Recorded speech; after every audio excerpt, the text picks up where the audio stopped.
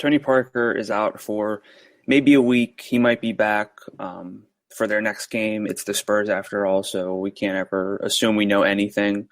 But this Spurs offense has actually been a lot better with Patty Mills running the point. And that could be a season-long trend to monitor.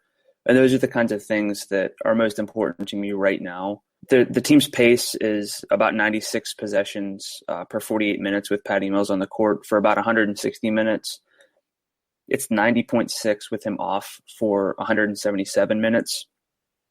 Their offensive rating is up over 120 with him on, and it's down to below 100 with him off. With Tony Parker in his place, they're scoring 106 per 100 possessions, and their paces are really, really slow, 88 per 48 minutes.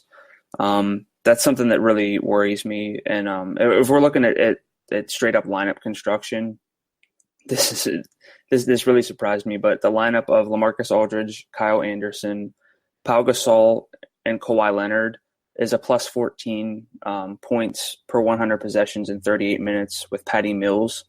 If you swap out Mills for Parker, they're a minus 39.2, which basically says that they are much, much better with Patty Mills than Tony Parker. And even from a fantasy perspective, Patty Mills scores 0.86 FanDuel points per minute, according to NBA Wowie, when he's on the floor. Tony Parker's at about half a point, which is pretty bad. Kawhi Leonard takes a hit. He's at 1.5 FanDuel points per minute with Patty Mills on and Tony Parker off. And that is 1.2 if you reverse it. He still gets his, but it's not nearly as exciting. For Pau Gasol, it's pretty much the same. He's about a fantasy point per minute guy with either point guard.